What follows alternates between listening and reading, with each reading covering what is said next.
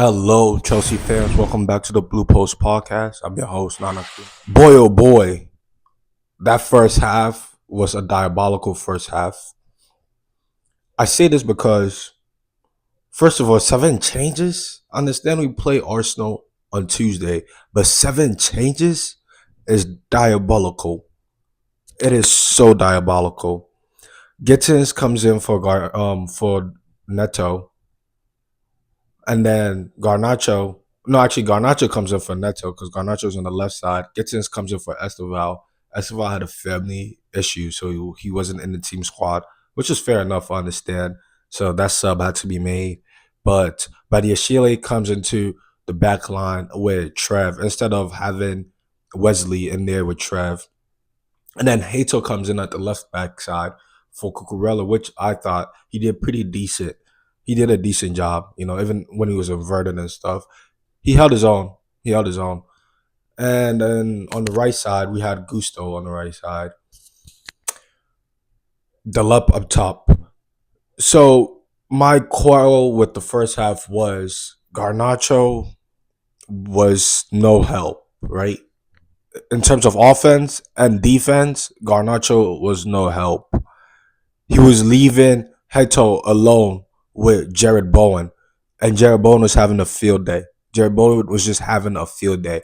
Garnacho wasn't dropping back, doubling up.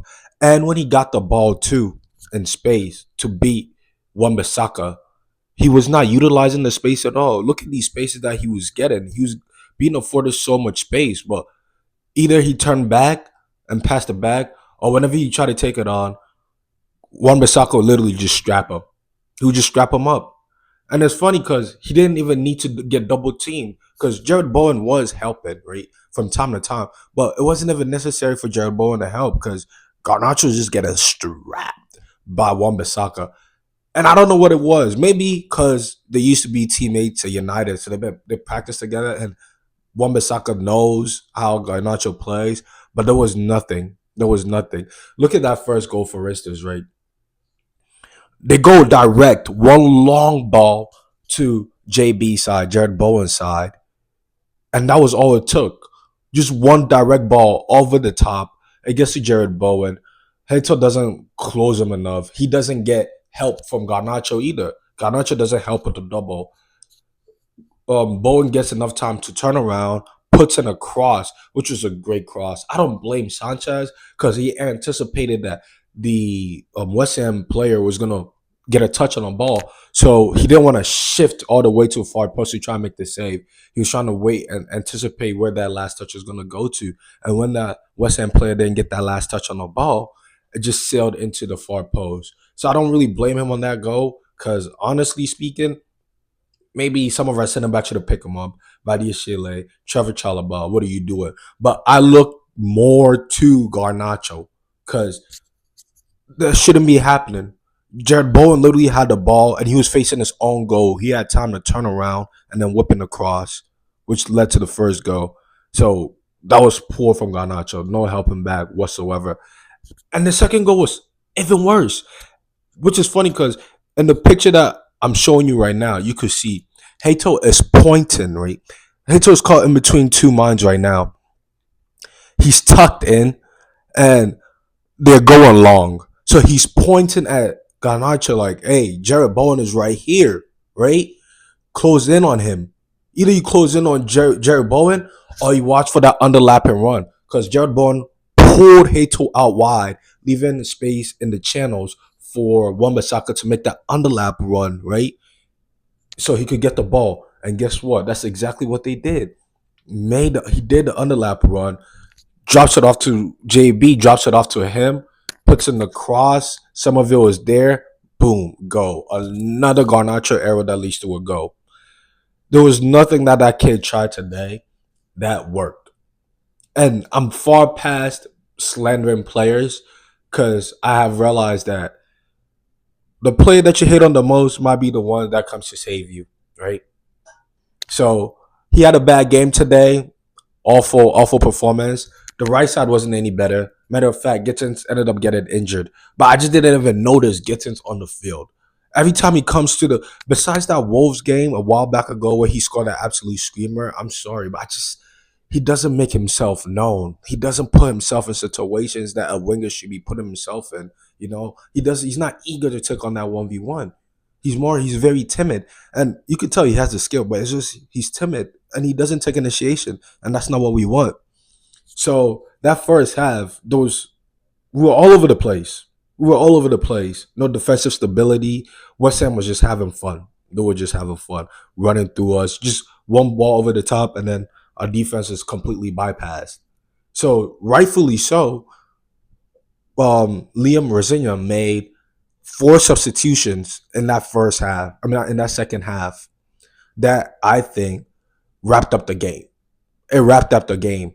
Those four substitution was he brought in Cucurella for Hato, which again I think Hato did pretty well. He did decent. Although those goals came from inside, he had no help. He was on an island, and also the structure that we're in made it so that he was on the island, and it kind of like isolated him, so he was getting cooked. So I don't really blame him. And JB is a bagsman. He would get the job done. Give the ball to JB, and he would find a way to get it done. So I wasn't surprised about that situation.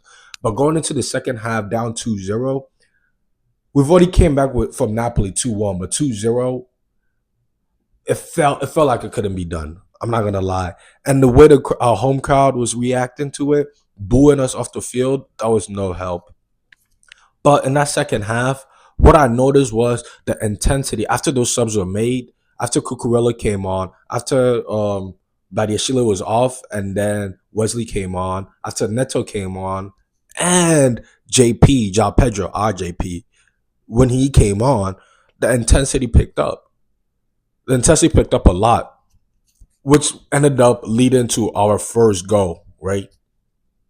Our first goal, I think, was wonderfully worked. It was wonderfully worked. This guy is just on form, man. And like I mentioned earlier on, I'm past slandering players because the player that you might slander today might be the same player that might save you next week. And that's what I would say for João Pedro. I was never slandering him, don't get me wrong, but I was starting to get very frustrated because I'm like, well, these two strikers that were brought in, they're not putting in better numbers than Nico Jackson. So what is the point of this? But as we've been able to see, João Pedro has been picking up form in these past couple of games.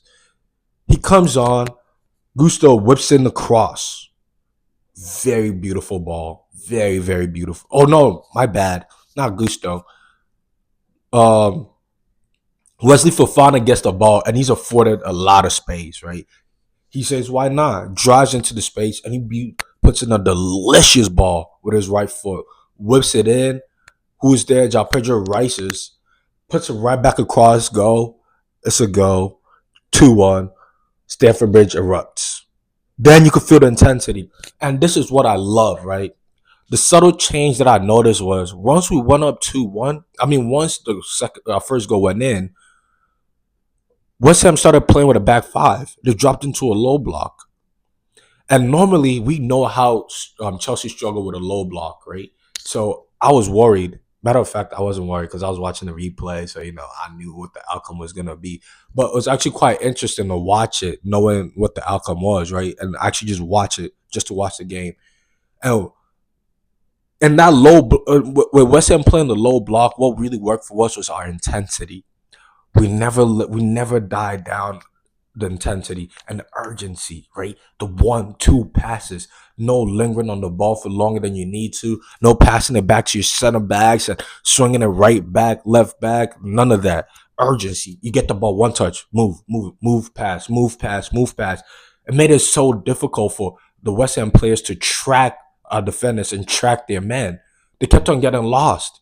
And they weren't able to recover the ball fast enough because we weren't dwelling on the ball. It wasn't like back in the first half when we get the ball and then we'll kind of lollygog in and wait for players to come, right? We'll be afforded the space, but then we'll wait for the player to come and defend the space, then try to do something. No, in that second half, it was urgency, urgency, urgency. And whenever we lose the ball, there'll be 2, 3, 4 players pressing hard and high on West Ham and not even letting them leave their own 18-yard. That is the intensity we need to play with from the get go. I get it. We didn't even start with our best 11, but you're trying to tell me Garnacho, Gittins, all of these players that started the game, are these players not multi-million-dollar players? Are these not millionaires that get paid to play the game of football? So why are we not playing with the same intensity throughout the whole game? It's like they don't want it. They do not want to win. That's what I saw. That was the main difference I saw in the first and second half. So um props to Liam Razinha for making those changes, and props to those players that when they came in, they picked up the intensity. They didn't let the game die down. They knew their backs were against the wall, down 2-1, and they still made something happen. The second goal, what can I say? Again, it's pure intensity, sheer willpower. Cucurella just wanted it more, right? We put in another cross. Pedro Neto puts in a cross. It goes in too far. Gusto heads it back across goal. And the lab tries to head it, but the defender gets a block on it. And guess who's first to that ball? Cucurella. Macucurella gets to it in the six, heads it home. It's 2-2. Now the Stanford Bridge is going crazy. It's going crazy. Now we believe that we could win. We believe. The fans believe they could win. And rightly so. Rightly so, right? 90th minute. Extra time added. Who else but JP, Star Boy, Brazilian Favela, Jogo Bonito? Who else? Gets the ball in the 18-yard, cuts it back for Enzo Fernandez. Boom, go 3-2, and it's wraps. And it's wraps. I have not seen the boys played with this much intensity since Club World Cup finals. I kid you not. I kid you not. It's like we were putting everything on the line. I don't know if it's because of the coach, the changes that the coach made, or it's just this a new sense of urgency in our team, a new sense of awakening, a new sense of belief that we could do something, we could go far. And props to Enzo Fernandez, right? I feel like yesterday's game, a lot of his work went unseen. He was dropping in deep and finding those long balls, pinging those balls, trying to beat players, trying to beat the West Ham press by going direct, and it was working. So props to him. But honestly, I have to tilt my hat to João Pedro. He started off the season strong, fell off a bit, and now he's starting to pick up form again. This is what we need from my striker. The lab didn't do much, but again, I'm not here to slander players. I'm here to pick them up because next week, who knows? The lab might be the player to score a hat trick to get us a win at against Arsenal. So I really enjoyed that game. And one thing I would say on the Virginia is you cannot say our games are boring. Against Napoli, we're down, we come back, we win. Against West Ham, we're down, we come back, we win. We're playing some not necessarily entertaining football, but it's definitely not dull. You know, there's something always going on in these games. But one thing I will want to stress though is we have to do something about our wingers. We have to. Whether it's this, well, the transfer window is already over, so that's cooked. But this summer, we have to do something about these wingers because not being able to beat your player should be the bare minimum of being a winger. And it seems like our wingers just can't do that. Can't take space. Can't carry the ball. I hear a lot of people say Garnacho is a great ball carrier. Carrying the ball where? How's he a great ball carrier when he's not being in his man? Maybe carrying the ball open space, there's nobody around him. But trying to be his man, that's not happening. So we need to fight now a solution to this issue. That's it for me, guys. Thank you guys for tuning in. Make sure to like, subscribe, leave a comment. Let me know what your thoughts are below. Let me know who your man of your match is, right? And then I'll see you guys in the next video, which would be the preview for the Arsenal game. Up the Chelsea. See you in the next video. Peace.